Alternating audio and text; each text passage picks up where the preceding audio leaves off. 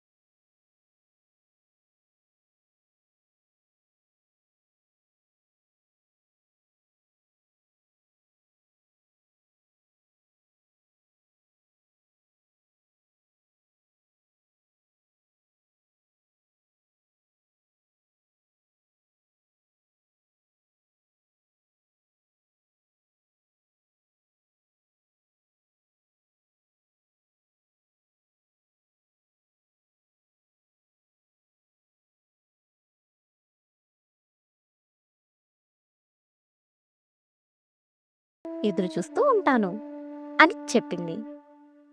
మంత్రి దుర్బుద్ధి కలవాడు. రాజు వెనకాలే తను కూడా అడవికి వెళ్ళాడు. రాజు తపస్సులో లీనమైనాడు.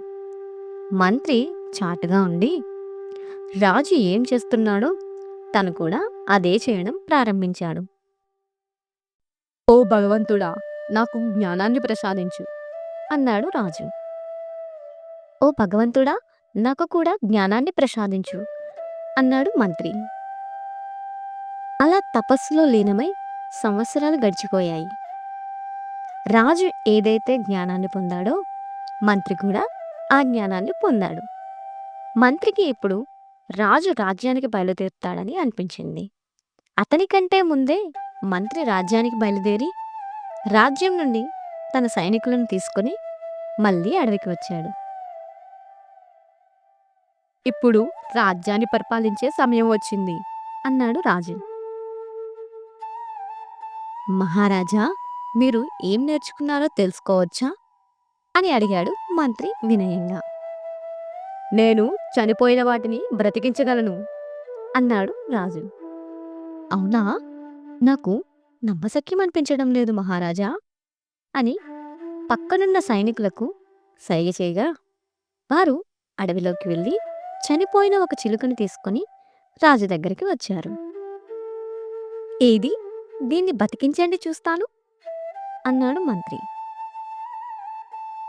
నేను నా శరీరాన్ని నుండి నా ప్రాణాలు విడిచి ఆ చిలుకను బ్రతికిస్తాను. ఏది, చేసి చూపించండి, అప్పుడు నమ్ముతాము. రాజు తన శరీరం నుండి ప్రాణాలు వదిలి చిలుక శరీరంలోకి వెళ్ళి చిలుకను బ్రతికించాడు. ఇదే సరైన సమయం అని గుర్తించిన మంత్రి తన శరీరం నుండి రాజు శరీరంలోకి వెళ్ళిపోయాడు. వెళ్ళి గట్టిగా నవ్వడం ప్రారంభించాడు. ఇప్పుడు నేను రాజుని, ఆ చిలుకను చంపేస్తాను అనగానే చిలుక అక్కడి నుంచి పారిపోయింది. మంత్రి రాజు శరీరంలో ఉండి రాజ్యానికి చేరుకున్నాడు. ప్రజలంతా అతన్నే రాజు అనుకుని చాలా సంతోషపడ్డారు. శరీరం అయితే రాజుది కానీ అందులో ఉన్నది మాత్రం మంత్రి. అందువల్ల అతను మాట్లాడుతున్నప్పుడు రాజు మాట్లాడుతున్నట్టు అనిపించేది కాదు. అందరూ ఆశ్చర్యపడ్డారు. రాజు గొంతు ఎలా మారిపోయిందని అనుకున్నారు. రాజు గొంతు ఎలా మారిపోయింది? ఏదో ఒకటి చేసి కనిపెట్టాలి అనుకుంది రాణి. అప్పటి వరకు మహారాజుని తన దగ్గరికి రానివ్వద్దు అనుకుంది రాణి. అందుకని రాణి దాసితో, మహారాజుతో చెప్పండి, నా వ్రతం పూర్తయ్యే వరకు నా దగ్గరికి రావద్దని. ఇంకో పక్క నిజమైన రాజు అడవిలో ఎగురుతూ ఎగురుతూ ఒక పెద్ద విశాలమైన చెట్టు మీద వాలాడు. అక్కడ అంతకు ముందు నుండి కొన్ని పక్షులు నివసిస్తూ ఉండేవి. ఆ చెట్టు కింద ఒక ముసలావిడ నివసిస్తూ ఉండేది. అది చూసి మహారాజు మిగిలిన పక్షులతో, ఆ ముసలావిడ ఇక్కడ అంతా శుభ్రం చేస్తూ ఉంటుంది. మనం తిరిగి వచ్చేటప్పుడు తన కోసం కూడా తినడానికి ఏదో ఒకటి తీసుకొద్దాం అని ఆహారం కోసం వెతుకుతూ బయలుదేరాయి. సాయంత్రానికి తిరిగి వచ్చేటప్పుడు అనుకున్నట్టే కొన్ని గింజలు తీసుకొచ్చి ఆమె పైన జారవిడిచాయి. ఆ ముసలావిడ అది చూసి సంతోషించింది. కొన్ని రోజుల తర్వాత ఒక వేటగాడు అటువైపుగా వచ్చాడు. అతను వేసిన వలలో రాజు చిక్కుకున్నాడు. మిగిలిన చిలుకలు అక్కడి నుంచి తప్పించుకొని పారిపోయాయి. రాజుని పట్టుకొని ఒక పంజరంలో బంధించాడు వేటగాడు. ఆ పంజరాన్ని తీసుకొని తన ఇంటికి ప్రయాణమయ్యాడు. దారిలో ఒక దుకాణం ఉంది. వేటగాడు పంజరాన్ని పట్టుకొని, "ఎప్పటి నుంచి నువ్వు నా దగ్గరే ఉంటావు?" అని చిలుకతో అన్నాడు. వేటగాడు పాన్ కోసం అక్కడ ఆగాడు. చిలుకను చూసి షాప్వాడు, "చిలుక చాలా బాగున్నది" అని ఆ చిలుకను తను కొనుక్కున్నాడు. అతను పాన్ షాప్ దగ్గరే ఉండేది.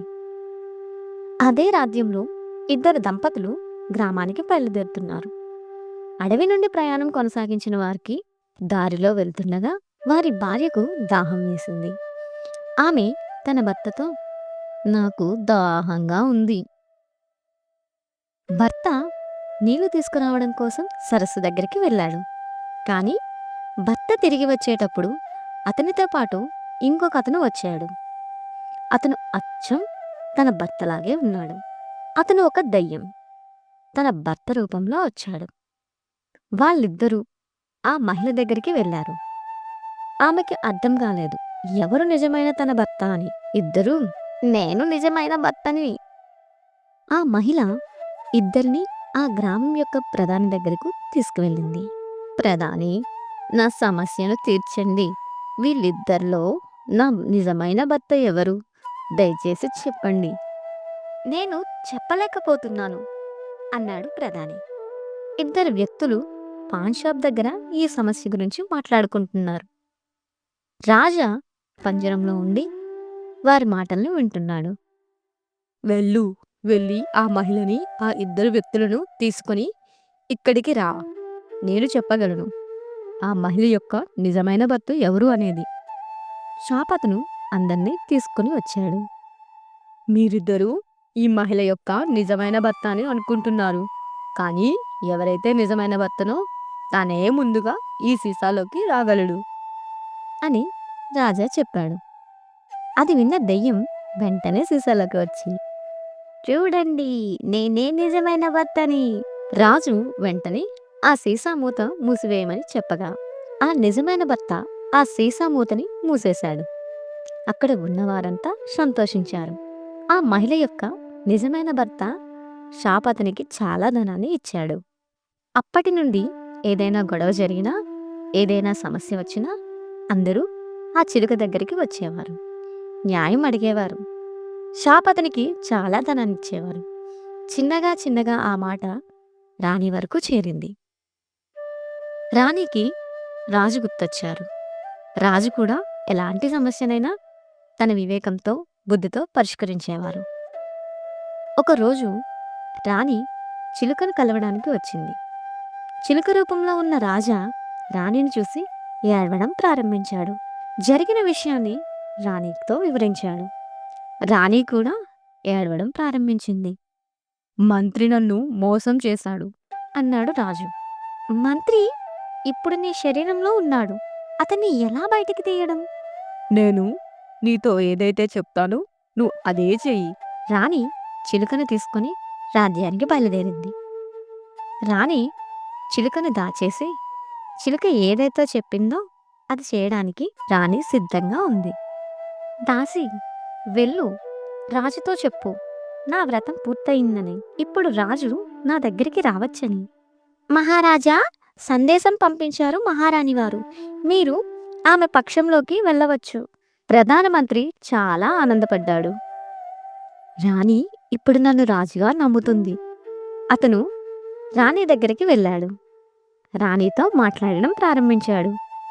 కొద్దిసేపటి తర్వాత రాణి, "మీరు చాలా సంవత్సరాలుగా తపస్సు చేశారు కదా!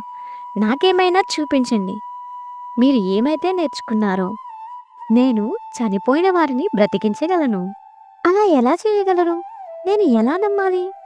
మీరు ఏదైనా చనిపోయిన శరీరాన్ని తీసుకొని రండి. నేను బ్రతికించి చూపిస్తాను. నేను విన్నాను. ఒక గాడిద చనిపోయింది. ఇప్పుడు ఆ శరీరాన్ని తెప్పిస్తాను. దాన్ని బ్రతికించి చూపించండి. నేను నమ్ముతాను. సరే పించు అన్నాడు మంత్రి. మరుసటి రోజు గాడిద మృత శరీరాన్ని తెప్పించింది. మంత్రి తన శరీరం నుండి గాడిద శరీరంలోకి ప్రవేశించాడు. వెంటనే చిలుకను పంజరం నుండి తీసింది రాణి. చిలుక నుంచి రాజు తన శరీరంలోనికి ప్రవేశించాడు. మంత్రి గాడిదలోనే ఉండిపోయాడు. రాజు గాడిద యజమానితో, ఈ గాడిదతో చాలా పనులు చేయించండి. ఇప్పుడు చాలా పని చేస్తుంది. తర్వాత రాజు రాణి వాళ్ళ జీవితాన్ని సంతోషంగా గడిపారు.